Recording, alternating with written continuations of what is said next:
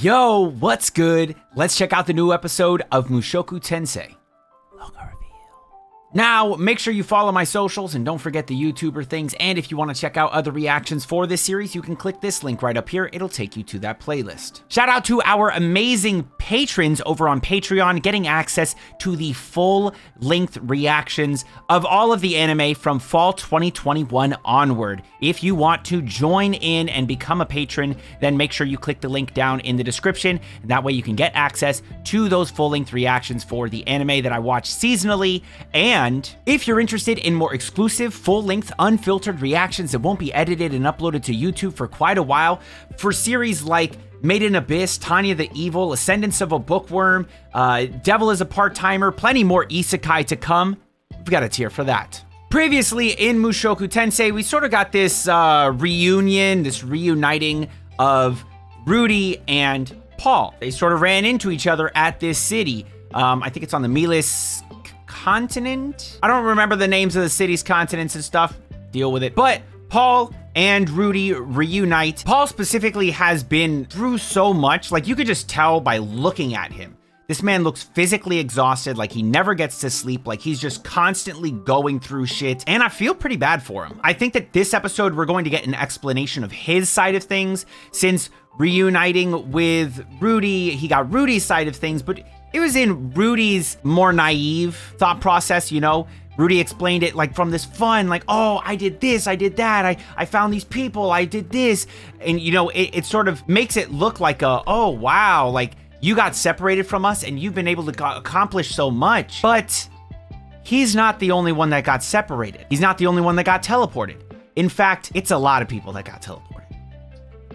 Like, a lot of people.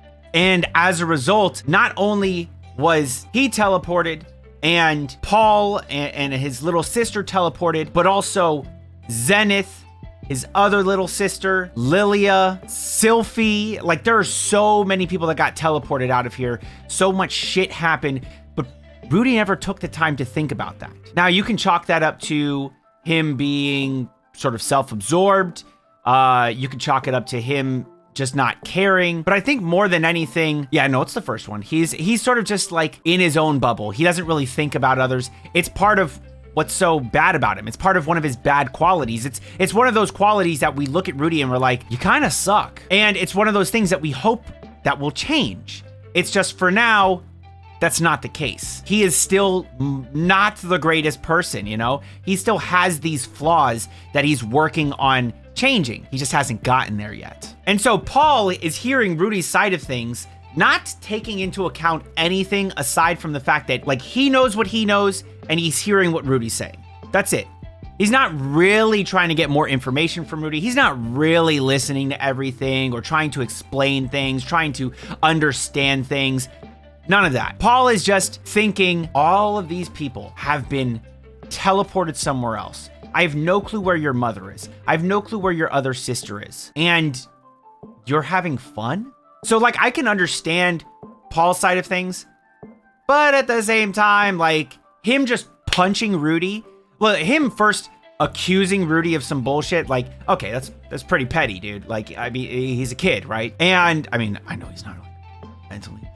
Yeah, I mean, you know what I'm saying, right? I don't blame Rudy for whooping Paul's ass. I don't blame Rudy for clapping back at Paul. Paul's like, oh, you're here with your little girl. And Rudy's like, bro, what are you talking about? You out here, look at your lady. Like, Rudy doesn't understand. He doesn't know all these things. But by the end of the episode, yes, he finds out these things. It is kind of fucked up that the first thing he thinks is, oh, Sylphie, not, what about mom? So that's kind of messed up. It's hard to sympathize sometimes with Rudy, but I also like to take into account that Rudy is not a great person. Now, he's working on becoming better, but he didn't start off good. He has gone through a lot of shit in his previous life, years worth of shit, more years worth of shit than the current years he has as a kid in this new world. So, I don't know. I just want to see Paul's side of things, and let's just jump into it. It's gonna be after the transportation or whatever, teleportation. Oh, shit. That's a good question. Shit. Just going in a circle, absolutely nothing around. What I'm wondering is, how is there like nobody around? Like not even just one random other person? Like what's the Did anybody get grouped? Hey, don't be scared. Yeah. Yo, she looks so much like Rudy. Holy crap, dude. She's a little girl Rudy, dude. Damn, Paul has been through it. Welcome home. Sheesh. Home's gone, dude. Aww. Damn, Paul is turned into a good fucking guy, dude. He is really someone for her to look up to. That's crazy. Who is this other lady? She needs some fucking clothes, bro. He's just trying to be a good dad while also trying to find the rest of his family. Bro, I have so much more respect for Paul. I mean, I kind of figured this is more or less what had happened, but damn, dude. Just to see him like struggling to get a group together and stuff is tough. Oh yeah, he's struggling with some alcoholism too. Oh, he knows Geese. What the fuck? Whoa, Geese is kind of a... I liked him, but now I'm like, damn, you kind of asshole. It's a good question. What did happen? Damn, that's a lot to drink. Nah. And how the fuck you think he managed to do that? You think it was just, hey, you want to be my friend? It's a fucking spit. All right, calm down, calm down. It's okay, it's okay. Oh. Oh, he don't even know then. Wait, this man's from the Demon Continent? Nah, he's not exaggerating, bro. It's real. Wait, so is my man's a demon? Why has he got the... Is that why he has painted nails and shit? Because he didn't want you to worry, motherfucker. Exactly. Exactly. Because he hasn't seen you this entire time, dude. Damn. Boy. That is fucking savage, bro. That was so savage. Yeah, that punched him in the fucking face. Yo, I kind of like Geese a little bit now. You know, I was like, I like him, I don't like him, I like him, I don't like him, I'm so torn. Yeah, he got your ass. What were you hoping for? Were you hoping that your son wasn't gonna be in like good condition, you know, survived being out there on his own? Is that what you were hoping for? Like, come on. This is like probably one of the best things you could have hoped for, dude. And who are you? Why do you never wear clothes? Okay, relax. That's obviously not the case, okay? He's plenty fine. Why is he still thinking that this could have happened? It's not going on, dude. He's fine. He survived. He's okay. Relax. Now, if he imagines Zenith like that, I mean, that's more of a possibility. But then again, she got that healing. So, I don't know. Maybe you need to shave. Groom yourself, you know? Stop looking like you've been through too much shit. Maybe a little bit of eye makeup under the eyes. Not really. I'm just kidding about that part. But, oh, dude, look at the animation just to split bread. Beautiful. That's why we love Mushoku Tensei. Dude, it looked like he's actually biting into it. You know how often we see that in anime? Never, man. People be putting food to their mouth and they be like, You don't see the food disappearing. You don't see it. Bro, impressive. The little things. That's what I love about Mushoku Tensei. The animators will animate the little things.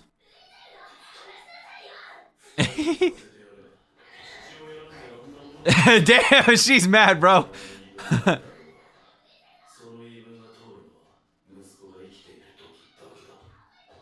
Aw.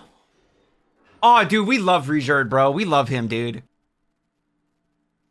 Hey, stop peeking, bro. You better fucking clean your glass. Matter of fact, how did he even peek with these big-ass barrels in the way, bro? This man over here. Aw. Yet again, you punch your son, hit your son, and then apologize.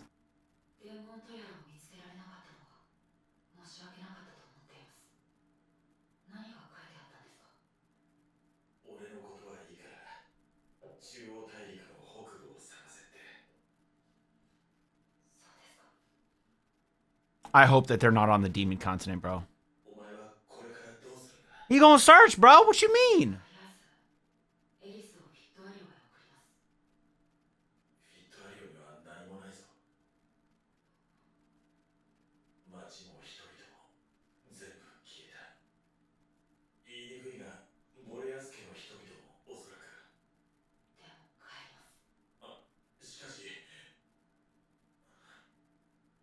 We could use some help.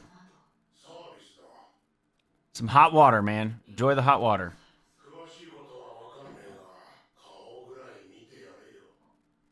You shaved, man. He's trying to be better for you. Huh? Oh? Oh, wait.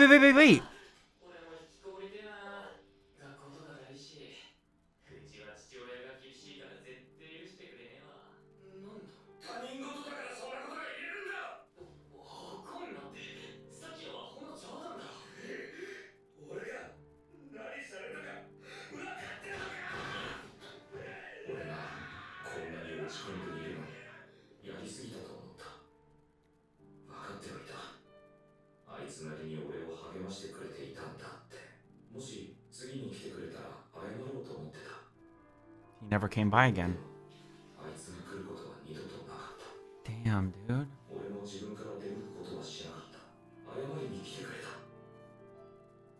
He's better than you. That's what he's realizing right now. Wow, dude. Give him a hug, dude.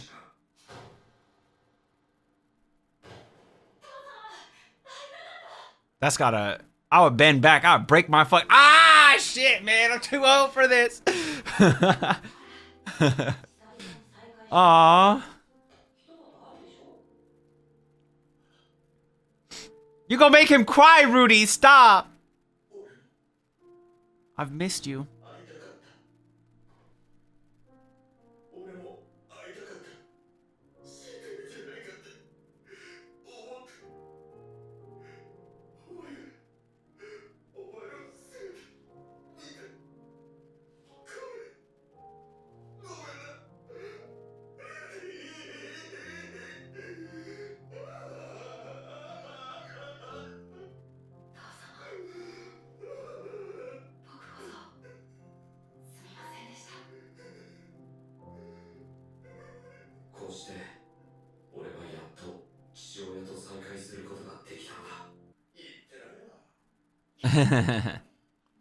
Damn, this man punched her in the eye. Damn. Reserved, relax, bro. Eris has always been kind of like a little stuck up, a little bit, you know, so I don't even hold it against her.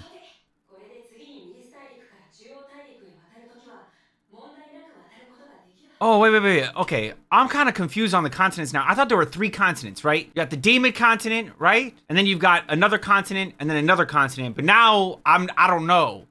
Because now he's saying crossing from the meatless continent to the central continent.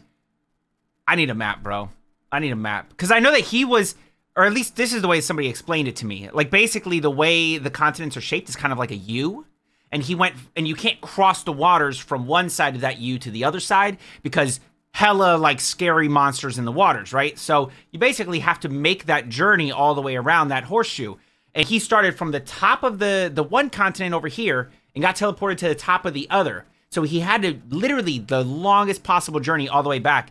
But now I'm kind of confused. Where's the meatless continent, central continent? Is the central continent the one that he was from or nah? I would imagine central is like middle of the mall. I'm gonna have to look this up, dude. Yeah, I'll probably have one of my Mushoku Tensei people like send me a an image without spoilers so I can look at it and get a better idea. Damn, Era's grown as hell, bro. That's very mature of her. Ah.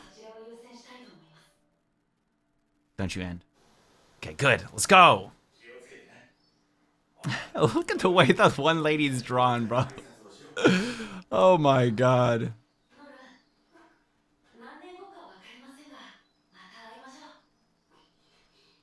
You beat up.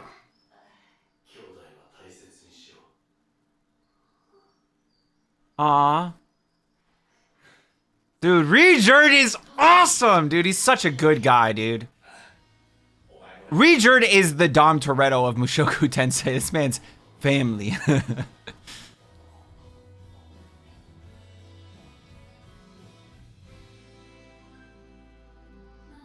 Free shirt statues, let's go. Damn, she needs some clothes, bro. Wait. How is that even staying on her? You notice that like there's no strap on the side, right? Aw, we like Geese, dude. Geese is the homie, man. Yo, who needs a Roxy figure? We need a figure for her.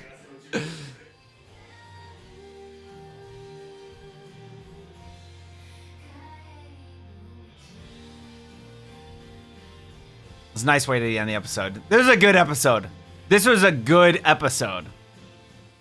All right, dude, let's talk about this episode because this was a really good one. I really enjoyed this one for real, man. This really tied together with 16 very well. 16, 17 should have just been one long ass episode, but of course, it's not really anything. But yeah, I thought that this one was really fucking good.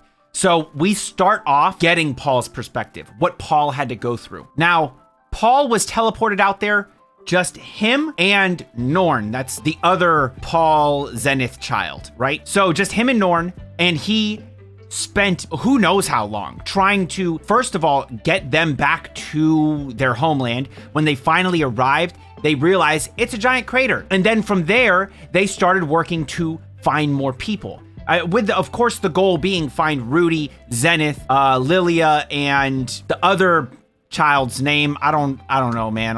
I'm sorry. Unfortunately, up to this point, Paul hasn't managed to find anybody except obviously, encountering Rudy. So he found him, but I don't know if I want to say found. I'm really concerned because if nobody's found Zenith and Lilia and the other child, I don't think that they're just like in some city somewhere, trying to find others or trying to get home. I don't think that's the case. I think that they actually have been captured by someone. I hope that all three of them are still alive. I'm not entirely sure. That just adds another element I never really take into consideration when thinking of Rudy's story. I think of Rudy's story and I think of Rudy's journey, but I don't think of the people he's interacted with and what happens to them, especially like his family. And I love the fact that there's that element there, even though I really, really hope nothing too bad has happened to them, but I kind of feel like something bad has. I feel like they have been captured by someone and are enslaved. I'm a little worried. I think Geese might run into someone. I hope Geese finds them. I hope somebody finds them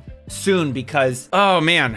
Well, Lilia did train as like a sword fighter, right? So Lilia does have a little bit of knowledge in that sense, right? I'm pretty sure. Dude, I'm just intrigued by that situation, what they're up to. We notice that Paul has been through so much. You can see the wear and tear on him as we get that montage for him getting back, or getting to the point where he meets up with Rudy. You can see that he's just worn out. He doesn't care about his own hygiene. He doesn't care about his own grooming, nothing. He just wants to save people. And that's something very admirable. But at the same time, it's like, damn, bro. Because through all of this, he still has not found them. He is becoming more and more of an alcoholic, constantly drinking, but also he is trying to be a good father to Norna, and I think he's doing a really good job of that, not gonna lie. She looks up to him. And how could you not look? I mean, of course, the drink is a little, but it's not like he abuses her or abuses others. He drinks out of sadness. It's not, I don't think he's the type of person that drinks and then lashes out at others. And so the drinking's not a great thing, but who he is and what he does, as in like the fact that he is just working on trying to find other people, rescuing people, is such a good role model thing to see for Norn, and I love that because it's not exactly the same thing that Rudy got. Paul was just a retired sword fighter at the point where Rudy's in play here, right? He's a retired adventurer. So Rudy didn't have someone to look up to that was going out there and trying to rescue people, like saving people, but he also didn't have somebody like horrible to look up to, aside from, the fact that he was kind of like a player. Anyways, Paul meets up with Geese, and Geese basically convinces him that he was wrong. And then that's when Paul decides to clean up a little bit, meets up with Rudy. They have an emotional reunion, and that shit was really wholesome. I love that. Didn't cry. I could have, though. If they would have gave me like another 2 minutes of it, I probably could have. Not everything. Sometimes I get sad, but I don't really cry, But it was a beautiful reunion for the two of them. Paul got to just let it out, Paul has been worried so much about Rudy this entire time, and so when he sees him and Rudy's telling him this good story, this happy story, it's not what he was expecting. You know, he was expecting to not really get a happy, healthy Rudy. So I would say that this exceeded expectations. This is way better than what he expected. And hopefully this is just a sign of like what he can expect for the rest of his family, but honestly, probably not. Regardless, Paul being reunited with Rudy was a really just beautiful moment. Not the first reunion at 16, but the 17 reunion where they actually get to embrace, and it's a good father-son reunion. And they get to just express themselves and not think too much about like why this or that, but instead just be happy for the good things that occurred. Another great thing about this episode was seeing how Paul is just a better man than Rudy was, and probably better than Rudy is. And that is fucking great, because we look at Paul oftentimes and think, oh, this guy is so sleazy. He's not someone to look up to.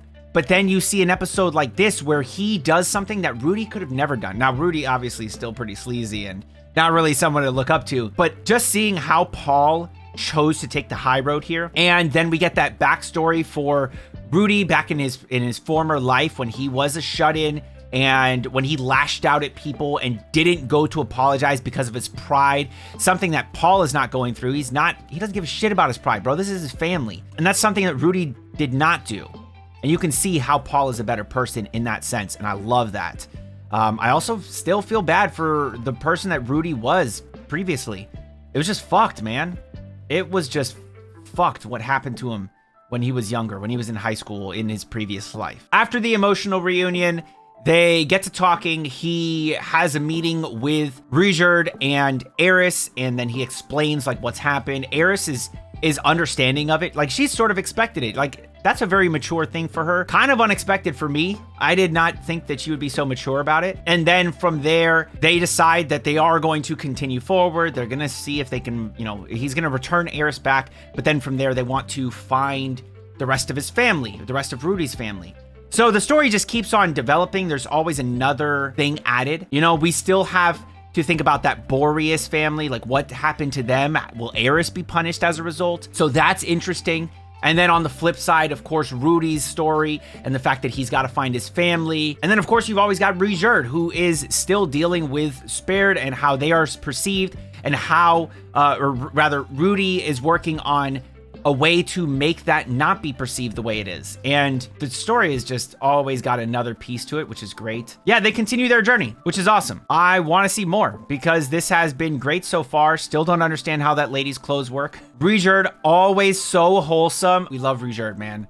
We love Richard. If Richard ever dies, it'll probably in sacrifice to save someone else. And I'm not entirely against it, man, because that's just the type of person he is. I don't want to ever see Richard go, but I understand that if he does, there's a reason, and we just got to deal with it. I did bite my tongue when I said reason. Now, I'm wondering if we're ever going to get callbacks to Paul's side of things. Are we ever going to get part of an episode where we're going to see Paul's side of things? I imagine that Paul is going to be sending letters to Rudy. Rudy understands that he's going to be checking these post offices to find them. And when he does, he'll see the letter from Paul. And at that point, he can probably get this, or rather, we can get a flashback for what Paul's been through with that letter. And I imagine that that's going to happen at some point. Probably not like next episode, but maybe we'll get one of them before the end of the season. I still don't know how the season's going to end, though. I think that this is going to be a 12 or 13 episode season. So, I mean, it could be another 11, which kind of suck, but it's okay if we get a 12, 13, or even 11. We've only been through like 6 episodes so far, so we've got plenty more to go, and I'm enjoying it. From here, I want to know what you all felt about this episode. What you think? Did you think it was well done, well adapted? And for any of you that just for anyone, did you cry? How did you feel? What sort of reaction might you have had? I would love to know in the comments below. And as always, if you enjoyed the video, then like the video and subscribe to the channel with notifications on so you don't miss another one. I do a bunch of anime type of content, so if that sounds like the type of content you might be interested in, then please do subscribe to the channel. And until next time, make sure you all keep it fresh. Peace.